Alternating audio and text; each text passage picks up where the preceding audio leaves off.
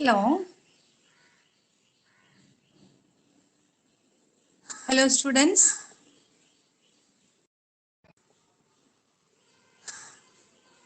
Hello. എന്നെ കേൾക്കാൻ സാധിക്കുന്നുണ്ടോ? കേൾക്കാം അല്ലേ? വീഡിയോ ഓൺ അല്ല അല്ലേ?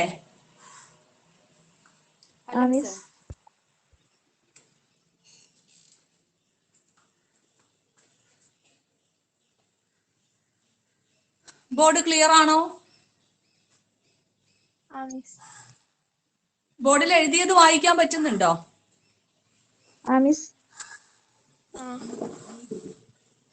ഞാൻ ആ സെറ്റപ്പ് ഒക്കെ ഒന്ന് മാറ്റിയിട്ടുണ്ട്, അതുകൊണ്ടാണ്. ഓക്കെ, ക്ലിയർ ആണോ?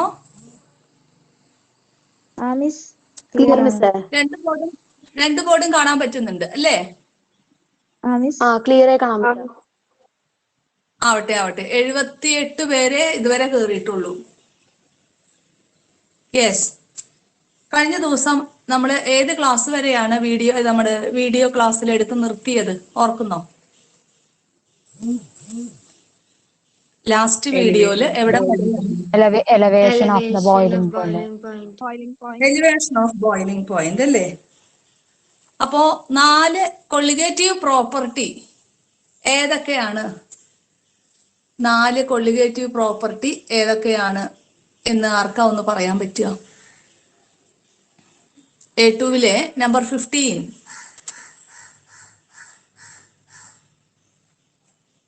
A2-വിലെ നമ്പർ 15. പറയൂ. 4 കൊള്ളിഗേറ്റീവ്. ഒന്നാമത്തെ relative lowering of vapour pressure of the solvent, രണ്ടാമത്തെ depressing of freezing point solvent, മൂന്നാമത്തെ ഡിപ്രഷൻ അല്ലേ? Depression of freezing point of the solvent. മൂന്നാമത്തത് elevation of boiling point of the solvent, osmotic pressure of the solutions. Osmotic pressure of the solution. അപ്പോ നമ്മൾ പറഞ്ഞു വെച്ചു 4 എന്താണ് കൊള്ളിഗേറ്റീവ് property? B2 ക്ലാസ്സിലെ number 14. എന്താണ് കൊള്ളിഗേറ്റീവ് പ്രോപ്പർട്ടീസ് എന്ന് പറഞ്ഞാല്?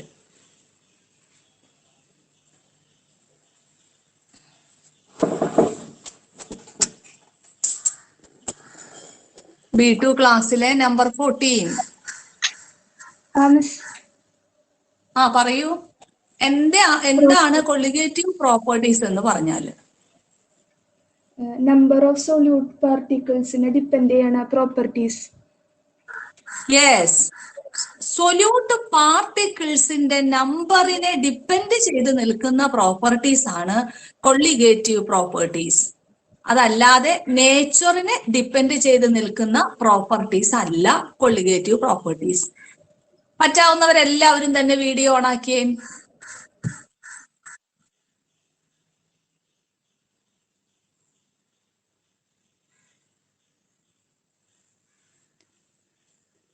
പറ്റാവുന്ന എല്ലാവരും വീഡിയോ ഓൺ ആക്കിയേക്കുക.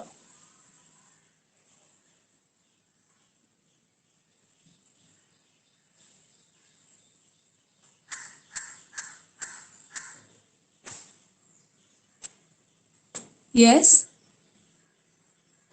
ഞാനും ഇതിൽ പഠിച്ചു വരുന്നേ ഉള്ളൂ. A2 നമ്പർ 15 വീഡിയോ ഓൺ ആക്കിയിട്ടുണ്ടോ? യെസ്. അപ്പൊ അതുപോലെ എല്ലാവരും ഒന്ന് വീഡിയോ ഓൺ ആക്കിയാൽ എനിക്ക് നിങ്ങളെ കാണാമായിരുന്നു. B2 number 14.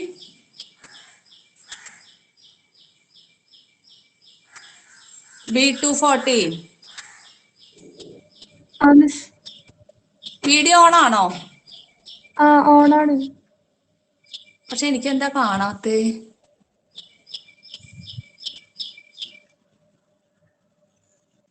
B2 എനിക്ക് കാണുന്ന യെസ്.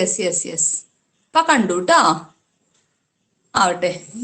യെസ് ആവട്ടെ. അപ്പൊ ഇപ്പൊ ബോർഡില് എന്താ എഴുതിയേക്കണേന്നൊന്ന് വായിച്ചേ. Solutions. അപ്പൊ അത് ക്ലിയർ ആണ്. ശരിക്കും ഇവിടെ കാണുന്ന പോലെ തന്നെയാണോ കാണുന്നത് എന്ന് അറിയാൻ വേണ്ടിയിട്ടാണ്. അപ്പൊ റിലേറ്റീവ് നമ്പറിംഗ് ഓഫ് വേപ്പർ പ്രഷറിന് നമ്മൾ കണ്ടുപിടിച്ച ഇക്വേഷൻ എന്തായിരുന്നു?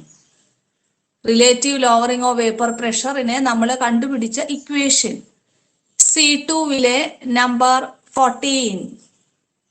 C2 number 14.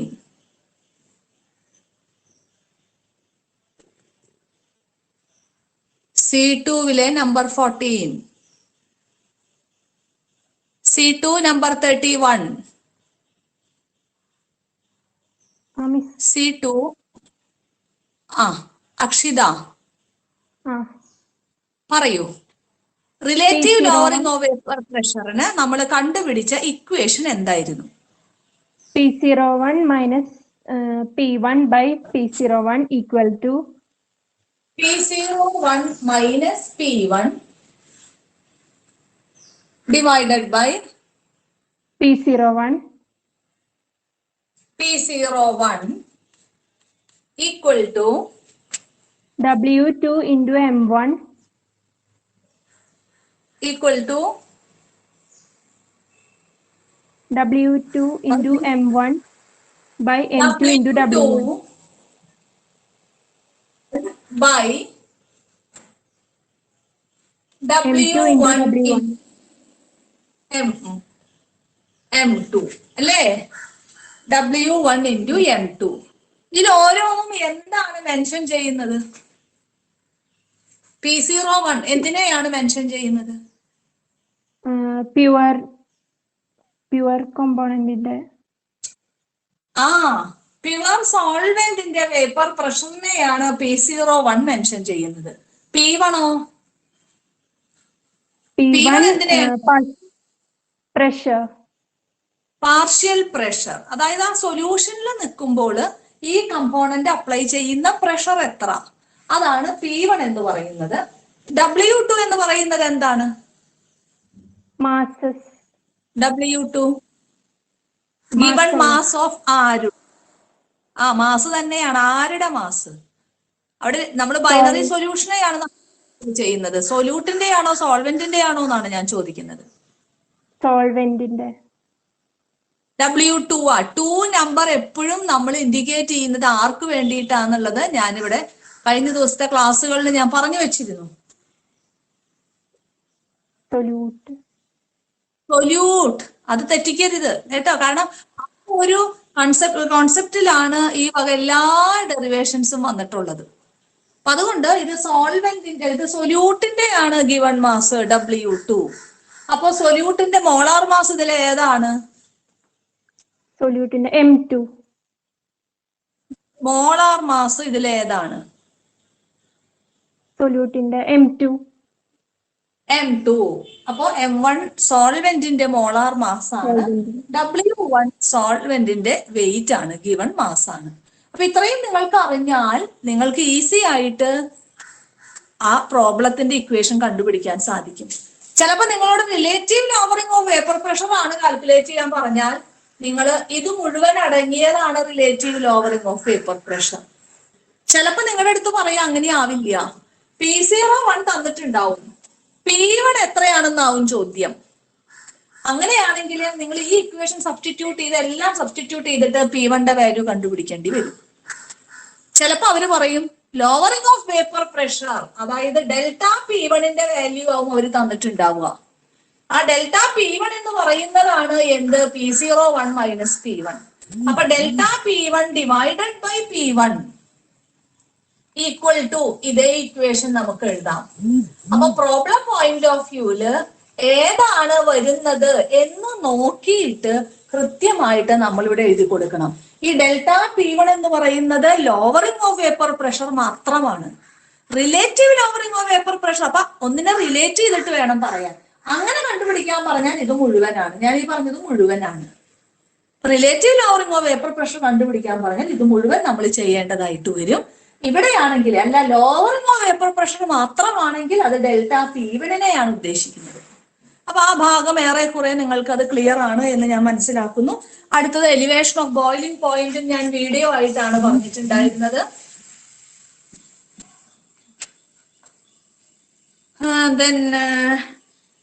A2 number 31. A2 number 31. ഇത്ര നേരമായിട്ട് 110 കുട്ടികളെ ജോയിൻ ചെയ്തിട്ടുള്ളൂ. എന്തുകൊണ്ടാണ് ഇങ്ങനെ പിള്ളേര് ലേറ്റ് ആവുന്നതെന്ന് ഇന്നലെ എല്ലാം PTA മീറ്റിംഗ് വിളിച്ച് പറഞ്ഞതാണ്. എന്നിട്ടും ജോയിൻ ചെയ്യാൻ കറക്റ്റ് 10:15 നമ്മൾ ക്ലാസ് സ്റ്റാർട്ട് ചെയ്തിട്ടുണ്ട്. അതിലൊരു ഡിലേ വന്നിട്ടില്ല. യെസ്, A2 നമ്പർ 31 ആരാണ്? A2 number 31.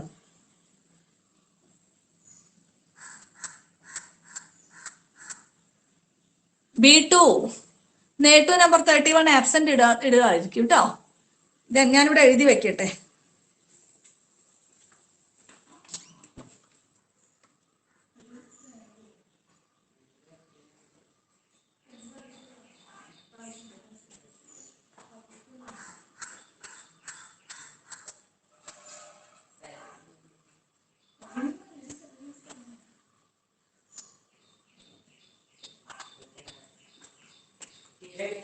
പാരന്റ്സ് കൃത്യമായിട്ട് മെൻഷൻ ചെയ്തിട്ടുണ്ടായിരുന്നു. ഇവിടെ വിളിക്കുമ്പോൾ റെസ്പോൺസ് കിട്ടാത്ത കുട്ടികളുടെ പേരുകള് A2 നമ്പർ 31 ഇതുവരെ എനിക്ക് ഒരു മറുപടി തന്നിട്ടില്ല. Then B2 number 31. B2 ജൈനിയാണോ? യെസ്. അപ്പൊ എലിവേഷൻ ഓഫ് ബോയിലിംഗ് പോയിന്റ്, അതില് എന്ത് ഇക്വേഷൻ ആണ് നമ്മൾ അവിടെ പറഞ്ഞു നിർത്തിയത്? Delta TB equal to KB into W2 into 1000 by M1 into M2 into W1. അത് അവസാനം വരെ ഇക്വേഷൻ ഞാൻ എടുത്തിരുന്നു അല്ലേ? യെസ്. അപ്പോ ഡെൽറ്റ TB, ആദ്യം ഞാൻ പറഞ്ഞ ഇക്വേഷൻ KB ഇൻറ്റു M എന്നായിരുന്നു. ഇവിടെ എന്താണ് M? Molality. ഇവിടെ M എന്ന് പറയുന്നത് മൊളാലിറ്റി ആണ്. ആ മൊളാലിറ്റിക്കാണ് നമ്മൾ സബ്സ്റ്റിറ്റ്യൂഷൻ കൊടുത്തിട്ട് ഇക്വേഷൻ എങ്ങനെയാക്കിയത്? Delta TB equal to KB into W2 by M2 into 1000 by W1. ഇവിടെ എന്താണ് Jaini delta TB? Elevation of temperature, rise temperature elevation of temperature എന്ന് പറഞ്ഞാൽ ഒരു നോൺ വോളറ്റൈൽ സൊല്യൂട്ട് ആ സൊല്യൂഷന്റെ അകത്ത് നമ്മൾ ആഡ് ചെയ്ത് കഴിയുമ്പോൾ ഓൾറെഡി സോൾവെന്റിൽ ഉണ്ടായിരുന്ന ബോയിലിംഗ് പോയിന്റിൽ നിന്ന് കുറച്ചും കൂടി അത് ഉയരുന്നതായിട്ട് കാണുന്നു. ആ ഉയർച്ച എത്രയാണ് എന്നുള്ളതാണ് ഡെൽറ്റ TB. അതെങ്ങനെയാണ് കണ്ടുപിടിക്കുക? നമുക്ക് രണ്ട് ടെമ്പറേച്ചർ കണ്ടാല് T0B മൈനസ് TB ആണോ TB മൈനസ് T0B ആണോ? TB minus T. Yes, delta TB equal to TB minus T0B. ഇതിനുള്ള കാരണം നമ്മൾ പറഞ്ഞു, സൊല്യൂട്ട് ആഡ് ചെയ്ത് കഴിയുമ്പോൾ ആ സൊല്യൂഷനകത്ത് ടെമ്പറേച്ചർ കൂടുകയാണ് ചെയ്യുന്നത് ബോയിലിംഗ് പോയിന്റ്. അതുകൊണ്ട് സൊല്യൂഷന്റെ ബോയിലിംഗ് പോയിന്റിൽ നിന്ന് സോൾവെന്റിന്റെ ബോയിലിംഗ് പോയിന്റ് കുറയ്ക്കുമ്പോഴാണ് ഡെൽറ്റ TB കിട്ടുന്നത്. ഇതും ഈ ഇക്വേഷനിൽ നമ്മൾ സബ്സ്റ്റിറ്റ്യൂട്ട് ചെയ്ത് കഴിഞ്ഞാല് ഡെൽറ്റ TB കണ്ടുപിടിക്കണോ? അത് തന്നിട്ടില്ലെങ്കിൽ അത് കണ്ടുപിടിക്കാം. അല്ല, M2 തന്നിട്ടില്ലെങ്കിൽ അത് കണ്ടുപിടിക്കാം. എല്ലാം ഈ ഇക്വേഷനിൽ സബ്സ്റ്റിറ്റ്യൂട്ട് ചെയ്താൽ മതിയാകും. ആകട്ടെ, ഞാൻ അടുത്ത കൊള്ളിഗേറ്റീവ് പ്രോപ്പർട്ടിയിലേക്ക് പോവുകയാണ്. എന്തായിരുന്നു മൂന്നാമത്തെ കൊള്ളിഗേറ്റീവ് പ്രോപ്പർട്ടി? C2 number 6. C2 number 6. C2 number 6 ആരാണ്? C2 നമ്പർ 6 ഞാനിവിടെ എഴുതി വെച്ചിട്ടുണ്ട്. C2 നമ്പർ 6 ഒരു അഡ്രസ് ഇല്ല. Then A2 number 17. A2 number 17.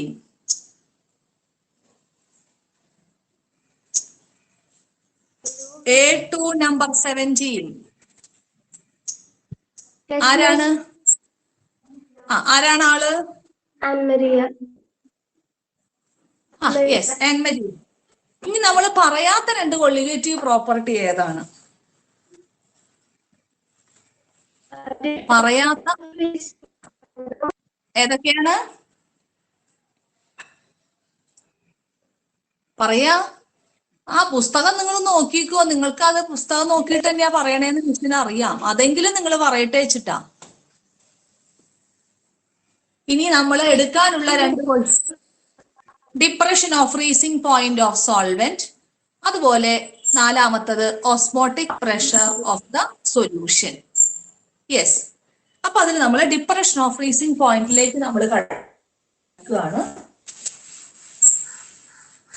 ഞാൻ എലി പോയിന്റിന് വരച്ച അതേ ഗ്രാഫ് തന്നെയാണ് ഡിപ്രഷൻ ഓഫ് ഫ്രീസിംഗ് പോയിന്റിനും ഞാൻ വരയ്ക്കുന്നത്. ഇതാ നോക്കണം, ഇവിടെ വേപ്പർ പ്രഷർ ആയിരുന്നു, ഇവിടെ ടെമ്പറേച്ചർ ആയിരുന്നു. ഞാൻ എലിവേഷൻ ഓഫ് ബോയിലിംഗ് പോയിന്റിന് വരച്ചത് എങ്ങനെയാണ്? ഈ ഒരു പർട്ടിക്കുലർ ടെമ്പറേച്ചറിൽ സോൾവെന്റിന്റെ എന്താണ്, സോൾവെന്റിന് ഇത്രയും വേപ്പർ പ്രഷർ ഉണ്ട്. ടെമ്പറേച്ചർ കൂടുന്നതിനനുസരിച്ച് ഇതിങ്ങനെ കൂടി പോയി, അങ്ങനെ പോയി എവിടെ എത്തിയപ്പോഴാണ് അത് ബോയിൽ ചെയ്യാൻ തുടങ്ങിയത്? നമ്മൾ ഇവിടെ ഒരു 1 atmosphere എന്ന് എഴുതിയിട്ടുണ്ടായിരുന്നു. ഇവിടെ എത്തിയപ്പോഴാണ് അത് ബോയിൽ ചെയ്യാൻ തുടങ്ങിയത്. അതുപോലെ അപ്പൊ ഇത് സോൾവെന്റിന്റെ ആണ്. ഇനി സൊല്യൂഷൻ നമ്മൾ പറഞ്ഞിരുന്നു, ഇതേ ടെമ്പറേച്ചറില് നമ്മുടെ സൊല്യൂഷന്റെ വേപ്പർ പ്രഷർ നോക്കിയപ്പോൾ അതിന് ഇത്രയും ഉണ്ടാവില്ല. കാരണം അതിന്റെ സർഫസിൽ സൊല്യൂട്ട് മോളിക്യൂൾസ് കുറച്ചൊക്കെ ഭാഗം എടുക്കുന്നത് കൊണ്ട് നേരത്തെ അത്ര സോൾവെന്റ് മോളിക്യൂൾസിന് ഇപ്പൊ എസ്കേപ്പ് ചെയ്യാൻ സാധിക്കില്ല. അതുകൊണ്ട് സോൾവെന്റിന് ഇത്രയും വേപ്പർ പ്രഷർ ഇപ്പോൾ ഉള്ളൂ എന്ന് നമ്മൾ മനസ്സിലാക്കിയിരുന്നു. അതുപോലെ ടെമ്പറേച്ചർ കൂടുന്നതിനനുസരിച്ച് വേപ്പർ പ്രഷർ ഇങ്ങനെ കൂടിക്കൊണ്ടിരുന്നു. കണ്ട, ഇതേ ടെമ്പറേച്ചർ എത്തിയപ്പോ സൊല്യൂഷൻ ബോയിൽ ചെയ്യാൻ തുടങ്ങിയിട്ടില്ല, വീണ്ടും പോയി ഇവിടെ എത്തി. ഇതാണ് സൊല്യൂഷന്റെ ഗ്രാഫ്. ഇത് നമ്മൾ എന്തിന് വരച്ചതാണ്? ഇത് എലിവേഷൻ ഓഫ് ബോയിലിംഗ് പോയിന്റിന് വരച്ച ഗ്രാഫാണ്. ഞാൻ ഇതിനെ തന്നെ ഒന്ന് മോഡിഫൈ ചെയ്താല്, നിങ്ങൾക്ക് പഠിക്കാൻ എളുപ്പത്തിന് വേണ്ടിയിട്ടാണ്, ഇതിനെ തന്നെ ഒന്ന് മോഡിഫൈ ചെയ്താല് എനിക്ക് ഇതിനെ ഡിപ്രഷൻ ഓഫ് ഫ്രീസിംഗ് പോയിന്റിലേക്ക് കൊണ്ടുവരാം. ഞാൻ ഇവിടെ എന്താ ചെയ്യേണ്ടതെന്നറിയോ? എലിവേഷൻ ഓഫ് ബോയിലിംഗ് പോയിന്റിന് ഞാൻ ടെമ്പറേച്ചർ കൂട്ടുകയായിരുന്നു ചെയ്തത്, എപ്പോഴാണ് തിളയ്ക്കുന്നത് എന്നറിയാൻ. ഇവിടെ ഞാൻ നേരെ ഓപ്പോസിറ്റാ ചെയ്യുന്നത്, ടെമ്പറേച്ചർ കുറച്ചു കൊണ്ടുവരികയാണ്, എപ്പോഴാണ് ഇത് ഫ്രീസ് ചെയ്യുന്നതെന്ന് അറിയാനാണ് ചെയ്യണത്. അപ്പൊ ഇപ്പൊ ഇത് വരയ്ക്കുമ്പോ എനിക്ക് ഇതിന്റെ ആവശ്യമൊന്നുമില്ല, 1 atmosphere ആവശ്യമൊന്നുമില്ല. ഞാൻ നോക്കണം, സോൾവെന്റിന്റെ വേപ്പർ പ്രഷർ ഈ ടെമ്പറേച്ചറിൽ ഇത്രയായിരുന്നു, സൊല്യൂഷന്റെ വേപ്പർ പ്രഷർ ഈ ടെമ്പറേച്ചറിൽ ഇത്രയേ ഉണ്ടായുള്ളൂ. അങ്ങോട്ട് പോയാൽ തിളനിലയാണ് കിട്ടുക, ബോയിലിംഗ് പോയിന്റ് ആണ് കിട്ടുക. താഴോട്ട് വന്നാലാണ് നമുക്ക് ഫ്രീസിംഗ് പോയിന്റ് കിട്ടുക. അപ്പൊ ഞാൻ ഇങ്ങനെ ടെമ്പറേച്ചർ കുറച്ച് കൊണ്ടുവരികയാണ്. അപ്പൊ ഈ സോൾവെന്റ് ഇതിങ്ങനെയാണ് വേപ്പർ പ്രഷർ ഇരുന്നത്. ഞാൻ അവിടെ നിന്ന് ടെമ്പറേച്ചർ കുറച്ച് കൊണ്ടുവരും, അതിന്റെ വേപ്പർ പ്രഷർ ഓട്ടോമാറ്റിക്കലി കുറഞ്ഞു വരും. അങ്ങനെ വന്ന് ഇവിടെ എത്തിയപ്പോൾ, ഈ ഒരു പോയിന്റിൽ എത്തിയപ്പോ പെട്ടെന്ന് ഇങ്ങനെ ഒരു പോക്ക് കണ്ടോ. ഇതായിരുന്നു കർവ് പോകേണ്ടിയിരുന്നത്, ഇങ്ങനെയാണ് പോകേണ്ടിയിരുന്നത്. പക്ഷെ ഇവിടെ വന്നപ്പോ പെട്ടെന്ന് ഇങ്ങോട്ടൊരു താഴ്ച വന്നു. എന്തുകൊണ്ട് അത് സംഭവിച്ചത് ഇതുകൊണ്ട് മാത്രമാണ്. ഈ പോയിന്റിൽ എത്തിയപ്പോ സോൾവെന്റ് ഫ്രീസ് ചെയ്യാൻ തുടങ്ങി. ഫ്രീസ് ചെയ്ത് കഴിഞ്ഞാൽ പിന്നെ പേപ്പർ പ്രഷർ സഡൻ ആയിട്ട് ഡിക്രീസ് ചെയ്യും. അതുകൊണ്ടാണ് ഈ കർവിൽ നിന്നൊരു വ്യതിയാനം അവിടെ വന്നു പോയിട്ടുള്ളത്. അപ്പൊ this is the freezing point of the pure solvent. Freezing point ആയതുകൊണ്ട് ഞാൻ ഇവിടെ എഫ് എന്നാണ് ഇടുന്നത്. നമ്മൾ നേരത്തെ അവിടെ ഇട്ടിരുന്നു T0B എന്നിട്ടിരുന്നു. ഇവിടെ ഞാൻ ഇടുന്നത് T0EF എന്നാണ്. കാരണം എന്താണ്? അത് ഫ്രീസിംഗ് പോയിന്റ് ആയതുകൊണ്ട് അതിന്റെ ഫസ്റ്റ് ലെറ്റർ എഫ് ആയതുകൊണ്ട് ഞാൻ ഇവിടെ T0F എന്നിടാൻ കാരണം this is the boiling point of the pure solvent. ഇനി നമുക്ക് സൊല്യൂഷന്റെ നോക്കാം. സൊല്യൂഷന്റെ ഗ്രാഫ് ഞാൻ ഇങ്ങനെ കൊണ്ടുവരികയാണ്. ദാ ഇങ്ങനെ വന്നു, അത് ഫ്രീസ് ചെയ്യാൻ തുടങ്ങിയില്ല. വീണ്ടും ഇതേ ലൈനിൽ ഇങ്ങനെ പോയിക്കൊണ്ടിരിക്കുകയാണ്. ഇങ്ങനെ പോയി ഇവിടെ എത്തിയപ്പോഴാണ് അതിനിങ്ങനെ ഒരു പോവല്. കണ്ടോ, ഇങ്ങനെ പോകേണ്ടിയിരുന്ന കർവ് ഇവിടെ എത്തിയപ്പോഴാണ് പെട്ടെന്ന് താഴോട്ടൊരു ഡിപ്രഷൻ വന്നത്. എന്ന് പറഞ്ഞാൽ ഇവിടെ എത്തിയപ്പോഴാണ് സൊല്യൂഷൻ ഫ്രീസ് ചെയ്യാൻ തുടങ്ങിയത്. അപ്പോ this is the freezing point of the solution. അപ്പൊ ഒരു സോൾവെന്റിലേക്ക് ഒരു നോൺ വോളറ്റൈൽ സൊല്യൂട്ട് ആഡ് ചെയ്തു കൊടുത്തപ്പോ അവിടെ എന്ത് സംഭവിച്ചു? അതിന്റെ ഫ്രീസിംഗ് പോയിന്റ് ഒന്നും കൂടെ താഴ്ന്നു പോയി. ബോയിലിംഗ് പോയിന്റിന് എന്താ സംഭവിച്ചത്? അതൊന്നും കൂടെ ഉയർന്നു പോയി. അപ്പൊ അതുകൊണ്ടാണ് നമ്മൾ ഡിപ്രഷൻ ഓഫ് ഫ്രീസിംഗ് പോയിന്റ്. കൂടുതൽ സൊല്യൂട്ട് നമ്മൾ ഇതിൽ ആഡ് ചെയ്താൽ ഇത് കൂടുതൽ ഡിപ്രസ് ചെയ്തു പോകുന്നത് കാണാൻ സാധിക്കും. ഫ്രീസിംഗ് പോയിന്റ് ഡിപ്രഷൻ കൂടി പോകുന്നത് കാണാനായിട്ട് സാധിക്കും. അപ്പോൾ എലിവേഷൻ ഓഫ് ബോയിലിംഗ് പോയിന്റ് പഠിച്ച കുട്ടിക്ക് ഇത് വളരെ സിമ്പിൾ ആയിട്ട് ഡിപ്രഷൻ ഓഫ് ഫ്രീസിംഗ് പോയിന്റ് കാണാനായിട്ട് സാധിക്കും. നിങ്ങൾ ആരെങ്കിലും ഒരു കാര്യം ചെയ്യുക, നമ്മുടെ കെമിസ്ട്രി +1 ഗ്രൂപ്പില് കാരണം 113 കുട്ടികളാണ് ഇവിടെ ജോയിൻ ചെയ്തിട്ടുള്ളത്. അപ്പൊ നിങ്ങളൊരു കാര്യം ചെയ്യണം, ആ കെമിസ്ട്രി +1 ഗ്രൂപ്പിൽ ആരെങ്കിലും ഇടുക, ടീച്ചിങ്ങിന്റെ ആപ്പിലാണ് ഇന്ന് ക്ലാസ് എടുക്കുന്നത്, ജോയിൻ ചെയ്യാത്തവര് ദയവ് ചെയ്ത് വേഗം ജോയിൻ ചെയ്യാൻ പറയാം. എന്തുകൊണ്ടാണെന്ന് മനസ്സിലാവണില്ല, ഇത്രയും കുറച്ച് കുട്ടികൾ ഈ ഒരു ക്ലാസ്സിൽ അറ്റൻഡ് ചെയ്യണേ എന്ന് പിടികിട്ടുന്നില്ല. യെസ്, അപ്പൊ ഇവിടെ നോക്കുക. അപ്പൊ സോൾവെന്റ് സൊല്യൂഷൻ, അപ്പൊ നമ്മൾ ഇവിടെ വന്നു. ഇനി ഇവിടത്തെയുള്ള ഫ്രീസിംഗ് പോയിന്റ് ഡിപ്രഷൻ എത്രയാണ് എന്നുള്ളത് നമുക്ക് നോക്കാൻ വേണ്ടിയിട്ട് ഞാൻ പറയുകയാണ്, ΔTF ΔTF ഇതാണ് ഫ്രീസിംഗ് പോയിന്റ് ഡിപ്രഷൻ എന്ന് പറയുന്നത്. ഇവിടെ നോക്കണം, ഇവിടെ ഉയർന്ന ടെമ്പറേച്ചർ സോൾവെന്റിന്റെയാണ്, താഴ്ന്ന ടെമ്പറേച്ചർ സൊല്യൂഷന്റെയാണ്. അപ്പൊ നമുക്ക് എത്രയാണ് താഴ്ച എന്ന് അറിയേ വേണ്ടു. അവിടെ പോസിറ്റീവ് നെഗറ്റീവ് എന്നുള്ള വ്യത്യാസം ഒന്നുമില്ല. അതുകൊണ്ട് തന്നെ നമ്മൾ എപ്പോഴും കൂടുതലുള്ളത് ഏതാണോ അതിൽ നിന്നാണ് മൈനസ് ചെയ്യുന്നത്. എലിവേഷൻ ഓഫ് ബോയിലിംഗ് പോയിന്റിൽ നമുക്ക് കൂടുതലുള്ളത് സൊല്യൂഷന്റെ ആയിരുന്നു, അതുകൊണ്ട് സൊല്യൂഷന്റെ ഇതിൽ നിന്ന് സോൾവെന്റിന്റെ മൈനസ് ചെയ്തു.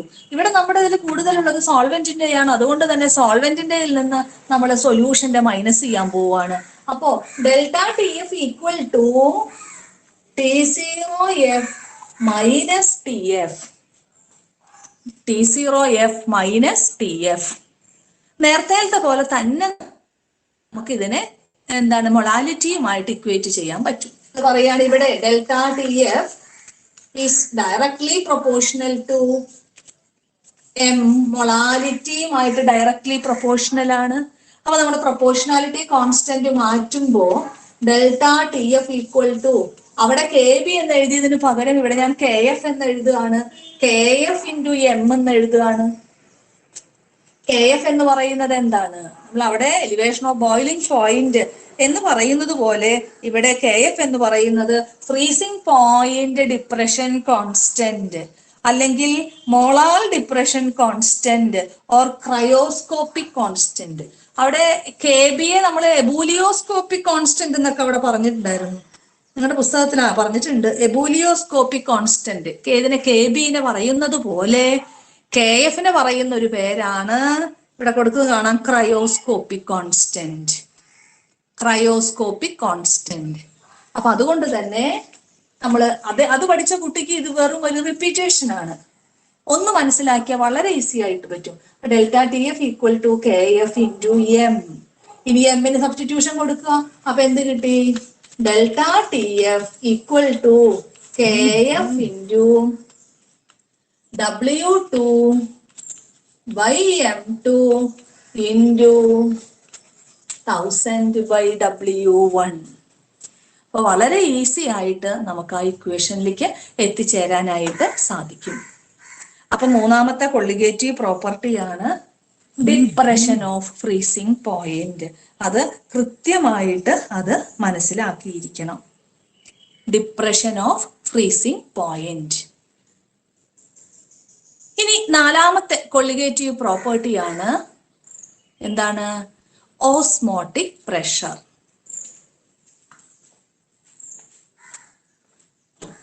ഓസ്മോട്ടിക് പ്രഷർ ബയോളജി സ്റ്റുഡൻസിന് അറിയാം എന്താണ് ഓസ്മോസിസ്.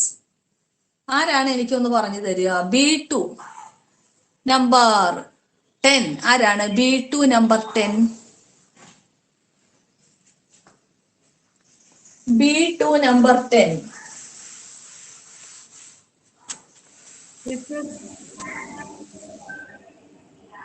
ആരാണ്? ആംഗിലിയാണോ? ഏഞ്ചല. ഏഞ്ചില ആവട്ടെ. ഏഞ്ചില മരിയ അല്ലേ? ഏഞ്ചില, എന്താണ് ഓസ്മോസിസ് ഒക്കെ കേട്ടേക്കണത്? Higher concentration to lower concentration എന്ന് പറഞ്ഞാല് ക്ലിയർ ആയിട്ട് പറഞ്ഞതായോ?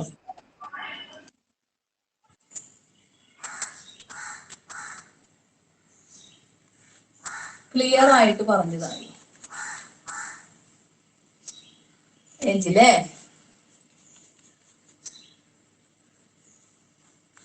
Yes, Miss. പറയൂ.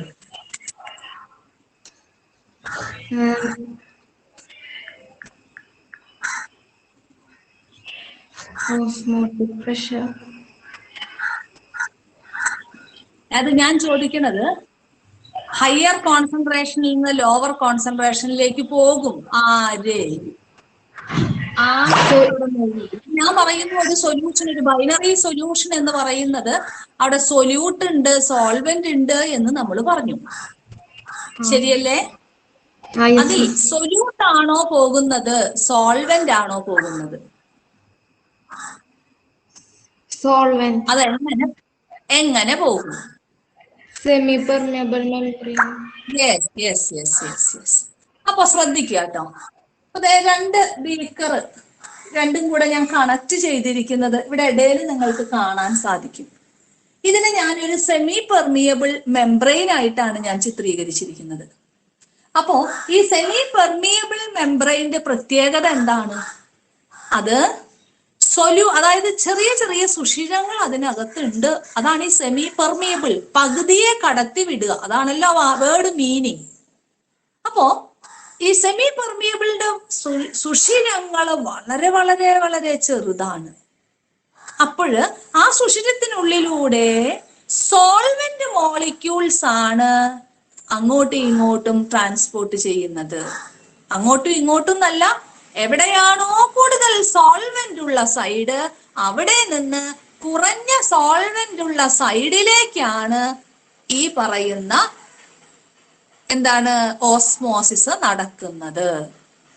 നമ്മുടെ മാങ്ങ ഷ്രിങ്ക് ചെയ്തു പോകുന്നതും ഉപ്പിലിടുമ്പൊക്കെ അല്ലേ ഷ്രിങ്ക് ചെയ്തു പോകുന്നതും കാര്യങ്ങളൊക്കെ ഇതിന് എക്സാമ്പിൾ ആയിട്ട് നമ്മൾ പഠിക്കുന്നതാണ്.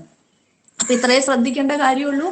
നമ്മൾ ഒരു സൈഡിൽ സൊല്യൂഷൻ എടുത്തിരിക്കുകയാണ്. ഇപ്പൊ ഞാൻ ഇവിടെ നോക്കുക, ഇവിടെ സോൾവെന്റ്, ഇവിടെ സൊല്യൂഷൻ ആണ് ഞാൻ എടുത്തതെങ്കിൽ രണ്ടിനെയും കൂടെ ഞാനൊരു സെമി പെർമിയബിൾ മെംബ്രെയിൻ ആയിട്ട് ഞാൻ ഘടിപ്പിച്ചു വെച്ചിരിക്കുകയാണ്. അപ്പൊ ഇവിടെ സോൾവെന്റ് ഇപ്പൊ നിങ്ങൾ പറഞ്ഞു, എന്താണ് ഏഞ്ചല പറഞ്ഞു, ഹയർ കോൺസെൻട്രേഷൻ സൈഡിൽ നിന്ന് ലോവർ കോൺസെൻട്രേഷൻ സൈഡ്. കോൺസെൻട്രേഷൻ എന്ന് പറയുമ്പോൾ കുട്ടികൾക്ക് ഒരു തെറ്റിദ്ധാരണയുണ്ട്.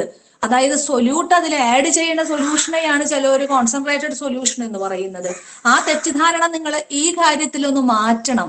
ഇവിടെ എവിടെയാണോ സോൾവെന്റ് കൂടുന്നത്, സോൾവെന്റിന്റെ കോൺസെൻട്രേഷനെ കുറിച്ചിട്ടാണ് ഏഞ്ചൽ ഇവിടെ നമുക്ക് തന്ന മറുപടി.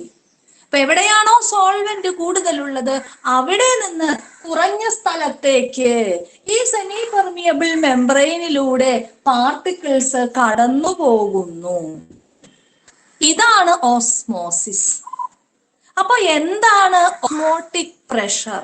നിങ്ങൾ കൃത്യമായിട്ട് മനസ്സിലാക്കണം കേട്ടോ. ഞാൻ ശ്രദ്ധിക്കുക, നമ്മളൊരു സെമി പെർമിയബിൾ മെംബ്രെയിനിലൂടെ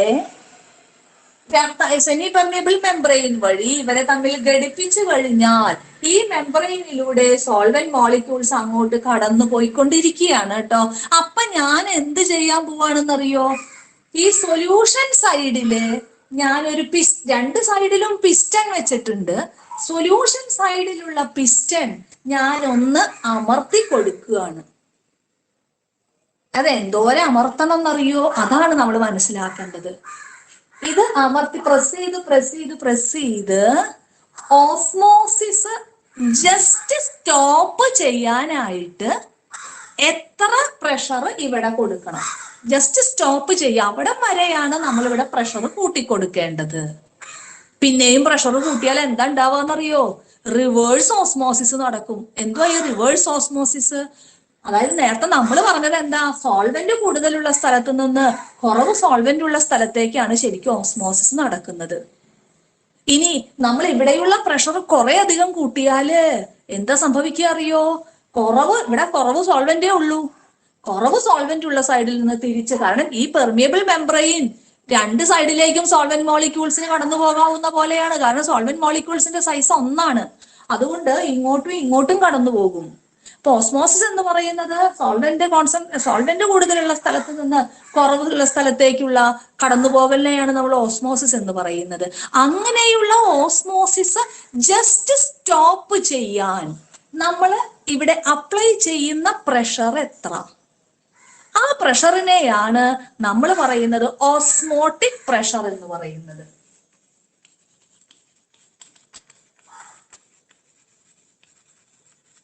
Osmotic pressure.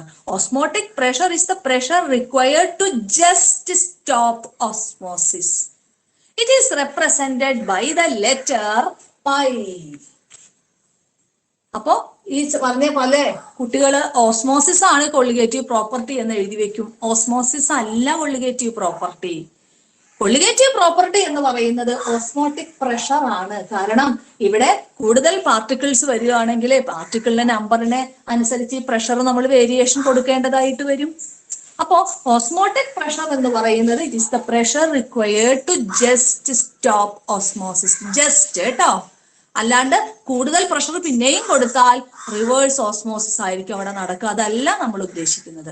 അപ്പൊ it is represented by the letter pi. അപ്പോ ഇതെങ്ങനെയാണ് നമുക്ക് നോക്കാം. ഇവിടെ പൈ എന്ന് പറയുന്നത് ഓസ്മോട്ടിക് പ്രഷർ ആണ് എന്ന് നമ്മൾ പറഞ്ഞു. പൈ ഈക്വൽ ടു അവർ പറയുകയാണ് പൈ ഈക്വൽ ടു CRT. ഇവിടെ എന്താണ് സി എന്ന് പറയുന്നത്? സി എന്ന് പറയുന്നത് ഒരു കോൺസെൻട്രേഷൻ ആണ്. സി എന്ന് പറയുന്നത് കോൺസെൻട്രേഷൻ ആണ്. നമ്മൾ എടുക്കുന്ന കോൺസെൻട്രേഷൻ ഓസ്മോട്ടിക് പ്രഷർ പ്രോപ്പർട്ടിയിൽ നമ്മൾ എടുക്കുന്ന കോൺസെൻട്രേഷൻ എന്ന് പറയുന്നത് മൊളാരിറ്റിയാണ്. 4 കൊള്ളിഗേറ്റീവ് പ്രോപ്പർട്ടി പഠിച്ചതിലും 3 തരം കോൺസെൻട്രേഷൻ ടേം കടന്നു വന്നു. റിലേറ്റീവ് ലോവറിംഗ് ഓഫ് വേപ്പർ പ്രഷറിൽ നമ്മൾ പഠിച്ചത് മോൾ ഫ്രാക്ഷൻ ആണ്. എലിവേഷൻ ഓഫ് ബോയിലിംഗ് പോയിന്റിലും ഡിപ്രഷൻ ഓഫ് ഫ്രീസിംഗ് പോയിന്റിലും നമ്മൾ പഠിച്ചത് മൊളാലിറ്റിയാണ്. ഓസ്മോട്ടിക് പ്രഷറിൽ നമ്മൾ പഠിക്കുന്നത് കോൺസെൻട്രേഷൻ ടേം മൊളാരിറ്റി ആണ്. മൊളാരിറ്റി എന്ന് പറഞ്ഞാൽ എന്താണ്? M equal to number of moles of solute divided by volume of. ഞാൻ ഇതിലെല്ലാം കടന്നു വരുന്നത് കൊണ്ടാണ് നിങ്ങൾ +1 ആദ്യത്തെ പാഠത്തിലെ ഫോക്കസ് ഏരിയയിൽ അവർ എന്തുകൊണ്ട് അത് പറയാതിരുന്നതെന്ന് എനിക്ക് അറിഞ്ഞൂടാ. ഞാനിത് നിർബന്ധം പഠിക്കാൻ പറഞ്ഞത്. വളരെ പ്രധാനപ്പെട്ട ഭാഗങ്ങളാണ്. പക്ഷേ ഇൻ ലിറ്റർ അപ്പൊ എന്ത് സംഭവിക്കും? ഇതാ നോക്കുക, number of moles of solute ഞാൻ N2 എന്ന് കൊടുക്കുകയാണ്. നമ്മൾ എപ്പോഴും 2 ലെറ്റർ അല്ലേ എന്താണ് സൊല്യൂട്ടിന് വേണ്ടി നമ്മൾ റെപ്രസെന്റ് ചെയ്യുന്നത്. N2 എന്ന് കൊടുത്തു. ഇനി വോള്യം എന്ന് പറയുന്നത് ഞാൻ V എന്ന് കൊടുത്തു. V is the volume in litre ആണെങ്കിൽ ഞാൻ ഈ N2/V എന്നുള്ളത് ഇവിടെ സബ്സ്റ്റിറ്റ്യൂട്ട് ചെയ്തോട്ടെ സിയുടെ സ്ഥാനത്ത്. കാരണം അതും ആ കോൺസെൻട്രേഷൻ ടേം മൊളാരിറ്റി ആണെന്ന് ഞാൻ പറഞ്ഞതുകൊണ്ടാണ് ഞാൻ ഇത് കയറി ഇവിടെ സബ്സ്റ്റിറ്റ്യൂട്ട് ചെയ്യാമെന്ന് പറഞ്ഞത്. അപ്പൊ എന്ത് കിട്ടി? Pi equal to N2/V RT എന്ന് കിട്ടി. ഇതിനെ ഒന്ന് റീഅറേഞ്ച് ചെയ്താൽ എന്ത് കിട്ടും? 5V equal to nRT. നിങ്ങളൊരു ഐഡിയൽ ഗ്യാസ് ഇക്വേഷൻ പഠിച്ചതിനോട് നല്ല സാമ്യമുള്ള ഒരു ഇക്വേഷൻ ആണ് 5V equal to nRT. Ideal gas equation നമ്മൾ പഠിച്ചിട്ടുണ്ട് PV ഈക്വൽ ടു nRT ആണെന്ന്. അതേപോലെ ഓസ്മോട്ടിക് പ്രഷർ കാണാനുള്ള ഇക്വേഷൻ ആണ് 5V ഈക്വൽ ടു nRT. പലപ്പോഴും പ്രോബ്ലം പോയിന്റ് ഓഫ് വ്യൂല് കൂടുതൽ ചോദിക്കുന്ന ഈ പറയുന്ന ചാപ്റ്ററിൽ നിന്ന് ചോദിക്കാത്ത പാഠങ്ങൾ ഇല്ല കേട്ടോ പ്രോബ്ലം. അപ്പൊ ഏത് വേണമെങ്കിലും ചോദിക്കാം. അപ്പൊ അതിന് നമ്മൾ പഠിച്ചത് 5V ഈക്വൽ ടു nRT. ഇതിൽ പല കുട്ടികളും തെറ്റിക്കാറുണ്ട്. ഓസ്മോട്ടിക് പ്രഷർ കാൽക്കുലേറ്റ് ചെയ്യാനായിരിക്കും ചോദ്യം. പക്ഷെ കുട്ടി ആദ്യം എന്ത് ചെയ്യുമെന്നറിയോ? പൈയുടെ വാല്യൂ മാത്തമാറ്റിക്സിൽ പഠിച്ചിട്ടുള്ള പോലെ 3.14 ഇട്ട് വെക്കും. അതല്ല കേട്ടോ, അത് മാത്തമാറ്റിക്സിലാണ്. ഇവിടെ നമുക്ക് പൈയുടെ വാല്യൂ 3.14 അല്ല, അത് നമ്മളൊരു പ്രഷറിനെയാണ് നമ്മൾ ഇൻഡിക്കേറ്റ് ചെയ്യുന്നത്. അത് കണ്ടുപിടിക്കേണ്ടതായിട്ട് വരും. അപ്പൊ ഇവിടെ the volume of the solution in liter, n is the number of moles of solute. ഇവിടെ N2 ഉണ്ട് കേട്ടോ. അത് n എന്ന് എഴുതിയാലും കുഴപ്പമില്ല. കുട്ടി മനസ്സിലാക്കണം ഇവിടത്തെ n എന്താണ്? Number of moles of the solute. R is the constant, universal gas constant. T is the temperature. This is the equation for finding out the osmotic pressure. ഇനി വീണ്ടും നമുക്ക് ഇതിനെ വേണമെങ്കിൽ റീഅറേഞ്ച് ചെയ്യാം. ചിലപ്പോൾ നമ്മളോട് N2 ഒന്നും ആവില്ല ചോദിക്കുക. Molecular mass of the solute ഇതിൽ നിന്ന് കാൽക്കുലേറ്റ് ചെയ്യാനാണ് ചോദ്യമെങ്കിൽ നമുക്കിവിടെ എന്ത് കൊടുക്കാം? നമ്പർ ഓഫ് മോൾസ് എങ്ങനെയാ കണ്ടുപിടിക്കുക? അതിന്റെ given mass divided by molecular mass അല്ലേ N2. ഈ പറയുന്നത് ഇവിടെ കയറി സബ്സ്റ്റിറ്റ്യൂട്ട് ചെയ്താൽ മതി. അപ്പൊ എന്തായി? πV equal to W2 by M2 R2. ഇതാണ് പരീക്ഷയ്ക്ക് കൂടുതൽ ചോദിക്കുക. കാരണം ഓസ്മോട്ടിക് പ്രഷർ തന്നിട്ടുണ്ടാവും, വോളിയം തന്നിട്ടുണ്ടാവും, W2 തന്നിട്ടുണ്ടാവും, R നമുക്കറിയാം കഴിഞ്ഞ കൊല്ലം പഠിച്ചത് തന്നെ, T തന്നിട്ടുണ്ടാവും, M2 കണ്ടുപിടിക്കാൻ, അതായത് molar mass of the solute കണ്ടുപിടിക്കാനായിരിക്കും ചോദ്യം. അപ്പോ ഇങ്ങനെയുള്ള ഒരു ഇക്വേഷൻ നമ്മൾ സബ്സ്റ്റിറ്റ്യൂട്ട് ചെയ്യണം. ഞാൻ ടൈം എത്രയാണ് നോക്കട്ടെ. ഇനിയുമുണ്ട് സമയം, ഒരു 10 മിനിറ്റും കൂടെ ഉണ്ട്. അപ്പോ 2 കൊള്ളിഗേറ്റീവ് പ്രോപ്പർട്ടി നമ്മൾ ഇന്ന് പഠിച്ചു. ഏതൊക്കെയാണ് നമ്മൾ പഠിച്ച കൊള്ളിഗേറ്റീവ് പ്രോപ്പർട്ടി? B1 number 51,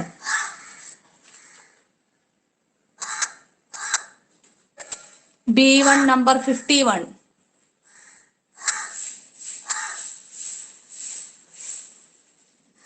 B1 51. Hello miss. ഏതൊക്കെയാണ് മോൾ ഇന്ന് നമ്മൾ പഠിച്ച കൊള്ളിഗേറ്റീവ് പ്രോപ്പർട്ടികൾ? Depression of freezing point of solvent, പിന്നെ osmotic pressure of the solution അല്ലേ? എന്തായിരുന്നു അതിന്റെയൊക്കെ equations? Delta TF equal to KF W2 divided by M2 into 1000 by W1. അതുപോലെ തന്നെ ഓസ്മോട്ടിക് പ്രഷറിനുള്ള equation delta TV equal to W2 divided by M2 into RT. Yes. അപ്പോൾ 4 കൊള്ളിഗേറ്റീവ് പ്രോപ്പർട്ടിയും നമ്മളിവിടെ എടുത്ത് അവസാനിപ്പിച്ചിട്ടുണ്ട്. ഇനി ഇതിലെ ലാസ്റ്റ് ഒരു കുഞ്ഞു കാര്യം കൂടെ ഞാൻ പറയട്ടെ. ഈ 4 കൊള്ളിഗേറ്റീവ് പ്രോപ്പർട്ടിയിലും അവർ പറയുന്നത് ഏറ്റവും നല്ല കൊള്ളിഗേറ്റീവ് പ്രോപ്പർട്ടി എന്ന് പറയുന്നത് ഈ പറയുന്ന മോളിക്കുലാർ മാസ് ഒക്കെ കണ്ടുപിടിക്കാൻ ഓസ്മോട്ടിക് പ്രഷർ ആണെന്നാണ് പറയുന്നത്. പ്രത്യേകിച്ച് പോളിമേഴ്സ്, പ്രോട്ടീൻസ്, ഇവയുടെയൊക്കെ മാസ് കണ്ടുപിടിക്കാൻ, ബയോമോളിക്യൂൾസ് എല്ലാം മോളിക്കുലാർ മാസ് കണ്ടുപിടിക്കാൻ ബെസ്റ്റ് മെത്തേഡ് ഓസ്മോട്ടിക് പ്രഷർ ആണെന്നാണ് പറയുന്നത്. അതിനുള്ള കാരണങ്ങൾ എന്തൊക്കെയാണ്? അതിനുള്ള കാരണങ്ങൾ പറയുമ്പോൾ നിങ്ങൾ ഒന്നാമത്തെ കാരണം, നമ്മളിവിടെ യൂസ് ചെയ്യുന്നത് മൊളാരിറ്റിയാണ്. കാരണം മൊളാരിറ്റി മെഷർ ചെയ്യാൻ കുറച്ചും കൂടെ എളുപ്പമുണ്ട്. അതുപോലെ തന്നെ ഇത് റൂം ടെമ്പറേച്ചറിലാണ് ചെയ്യുന്നത്. അതായത് സാധാരണ ഇപ്പൊ ഈ ടെമ്പറേച്ചറിലൊക്കെ നമുക്ക് ഇത് കാൽക്കുലേറ്റ് ചെയ്യാൻ പറ്റും. പക്ഷേ ഈ പറയുന്ന depression of freezing point, molar elevation, boiling point ഒക്കെ എന്ത് വേണം? നമ്മൾ ടെമ്പറേച്ചർ കൂട്ടി കൊണ്ടുപോയിട്ട് അതിന്റെ തിളനില കണ്ടുപിടിച്ചിട്ട് എത്ര വ്യത്യാസം വരണോന്ന് കണ്ടുപിടിച്ചിട്ട് വേണം ഇതിൽ കൊണ്ടുപോയിട്ട് സബ്സ്റ്റിറ്റ്യൂട്ട് ചെയ്യാൻ. അപ്പൊ ഉള്ള കുഴപ്പം എന്താ? ഞാൻ നേരത്തെ ഗ്രാഫ് വരച്ചപ്പോഴ്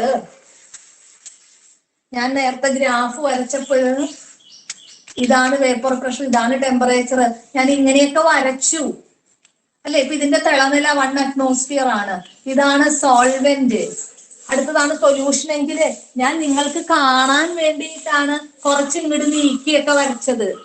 ശരിക്കും പറഞ്ഞാൽ സൊല്യൂട്ട് ആഡ് ചെയ്താൽ ഭയങ്കര ഒരു ടെമ്പറേച്ചർ വ്യത്യാസമൊന്നും വരില്ല. ഇത്രയൊക്കെ വ്യത്യാസം വരുള്ളൂ. അപ്പോഴുള്ള വ്യത്യാസം എന്താണെന്നറിയോ? നോക്കണം, കണ്ടോ? ഈ പറയുന്ന TBയും T0Bയും വളരെ അടുത്തടുത്താവും. അപ്പൊ ടെമ്പറേച്ചർ ചേഞ്ച് വളരെ മൈന്യൂട്ട് ആവും. നമുക്ക് കാൽക്കുലേറ്റ് ചെയ്യാൻ പറ്റാത്ത അത്ര ചിലപ്പോ മൈന്യൂട്ട് ഡിഫറൻസ് ടെമ്പറേച്ചർ ബോയിലിംഗ് പോയിന്റിലുള്ള ഡെൽറ്റ TBയും അതുപോലെ ഫ്രീസിംഗ് പോയിന്റിലുള്ള ഡെൽറ്റ TF ഒക്കെ ഉണ്ടാവുള്ളൂ. അപ്പൊ അതുകൊണ്ട് തന്നെ നമ്മൾ ഈ പറയുന്ന സൊല്യൂട്ടൊക്കെ ആഡ് ചെയ്യുന്നത് വളരെ കുറച്ചാണ്. അല്ലാണ്ട് സോൾവെന്റിലേക്ക് കുറേ സൊല്യൂട്ട് ഒന്നും നമ്മൾ ആഡ് ചെയ്യില്ല. ഒരല്പം സൊല്യൂട്ട് ആഡ് ചെയ്യുമ്പോൾ ഈ വരുന്ന വ്യത്യാസം, അതായത് ഡെൽറ്റ TB എന്ന് പറയുന്ന വ്യത്യാസം അല്ലെങ്കിൽ ഡെൽറ്റ TF എന്ന് പറയുന്ന വ്യത്യാസങ്ങളെല്ലാം വളരെ വളരെ നെഗ്ലിജിബിൾ ആണ്. അപ്പൊ ഉള്ള കുഴപ്പം എന്താന്ന് വെച്ചാല് അതിന്റെ പ്രോപ്പർട്ടി നമുക്ക് കിട്ടുന്നത്, ഈ പറയുന്ന എലിവേഷൻ ഓഫ് ബോയിലിംഗ് പോയിന്റ് കിട്ടുന്നത് വളരെ കുറച്ചാവുമ്പോൾ അത് നമ്മൾ കാൽക്കുലേറ്റ് ചെയ്യുമ്പോൾ ചിലപ്പോൾ ആക്യുറേറ്റ് ആവണമെന്ന് നിർബന്ധമില്ല. കുറെ സൊല്യൂട്ടൊക്കെ ആഡ് ചെയ്യുമ്പോൾ നമുക്ക് കൃത്യമായ വാല്യൂ വരും. ഓസ്മോട്ടിക് പ്രഷറിന്റെ പ്രത്യേകത എന്താണെന്നറിയോ? ഒരല്പം സൊല്യൂട്ട് ആഡ് ചെയ്താൽ പോലും ഓസ്മോട്ടിക് പ്രഷർ ഏകദേശം നമുക്ക് അളന്നെടുക്കാവുന്ന ഒരു വാല്യൂ ആയിട്ട് നമുക്ക് കിട്ടും. ഇത് കുറച്ച് ആഡ് ചെയ്താലും മതി, നമുക്ക് ഒരു മെഷറബിൾ ഓസ്മോട്ടിക് പ്രഷർ നമുക്ക് കിട്ടുന്നത് കൊണ്ട് ഈ മൊളാരിറ്റി വെച്ചിട്ടുള്ള ഓസ്മോട്ടിക് പ്രഷർ ആണ് കുറച്ചും കൂടെ മോളിക്കുലാർ മാസ് കണ്ടുപിടിക്കുന്നതിൽ ഒരു കാര്യം. പിന്നെ ഇവിടെ ഒരു പ്രത്യേകത എന്താന്ന് വെച്ചാല്, ഇപ്പൊ നമ്മൾ പറഞ്ഞു എലിവേഷൻ ഓഫ് ബോയിലിംഗ് പോയിന്റ് ഒക്കെ കാണണമെങ്കിൽ ടെമ്പറേച്ചർ കൂട്ടി അത് ബോയിൽ ചെയ്യണ വരെ ചൂടാക്കിക്കൊണ്ടിരിക്കണം. അപ്പൊ ചിലപ്പോ ഈ ബയോമോളിക്യൂൾ പോലുള്ളവയ്ക്കൊക്കെ അത്രയും ഉയർന്ന ടെമ്പറേച്ചറിൽ സ്റ്റെബിലിറ്റി ഉണ്ടാവില്ല. അപ്പൊ അതൊക്കെ സ്പ്ലിറ്റ് ചെയ്ത് വേറെ വേറെ സാധനങ്ങളൊക്കെ ആയി മാറും. അതും ഒരു വലിയ പ്രശ്നമാണ്. ഈ ഓസ്മോട്ടിക് പ്രഷറിന്റെ കേസിലോ അത് നമ്മുടെ സാധാരണ ടെമ്പറേച്ചർ, നമ്മുടെ ഇപ്പോഴുള്ള റൂം ടെമ്പറേച്ചർ മതി അത് കാൽക്കുലേറ്റ് ചെയ്യാൻ.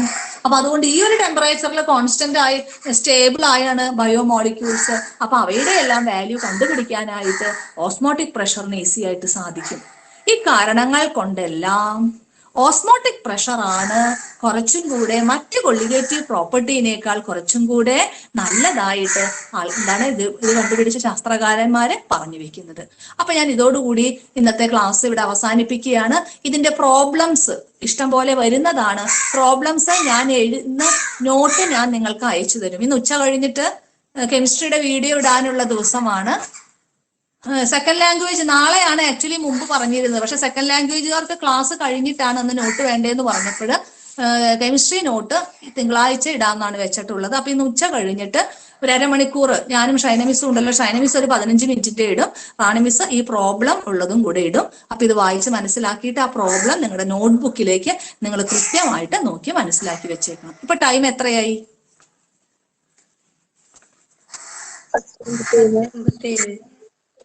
എന്തോ സമയം വൈകിട്ടില്ല അല്ലേ? സമയം വൈകിട്ടില്ല ആവട്ടെ. അപ്പൊ A1 കുട്ടികളെ ഇത് അറ്റൻഡൻസ് ഇതിൽ കൃത്യമായിട്ട് റെക്കോർഡഡ് ആണെന്ന് തോന്നുന്നു. അപ്പൊ ഞാൻ അതിൽ നിന്ന് ചെയ്തോളാം. ഇതിൽ A2 നമ്പർ 31 വിളിച്ചിട്ട് ഇന്ന് റെസ്പോൺസ് എനിക്ക് കിട്ടിയിട്ടില്ല. അതുകൊണ്ട് തന്നെ ഞാനത് ആബ്സെന്റ് മാർക്ക് ചെയ്യും കേട്ടോ. A2 31 അറിയില്ല, ചിലപ്പോൾ ആബ്സെന്റ് ആവാം, അറിയില്ല. ബാക്കിയുള്ള കുട്ടികളെ നിങ്ങൾ ഒന്ന് പ്രോത്സാഹിപ്പിക്കുക, എന്തുകൊണ്ട് ഇതിൽ കയറുന്നില്ല എന്നുള്ളതൊന്ന് ചോദിച്ചിട്ട്. 129, 128 ഇതിൽ അറ്റൻഡൻസ് വന്നിട്ടില്ല. അപ്പൊ നിങ്ങളുടെ കൂട്ടുകാരോടൊന്ന് പറഞ്ഞു കൊടുത്തേക്ക് കേട്ടോ. അപ്പൊ നമുക്ക് ഇവിടെ വെച്ച് ക്ലാസ് അവസാനിപ്പിക്കാം. Thank you. Thank you, Miss. Thank you, Miss. Thank you, Miss. Thank you. Thank you, Miss.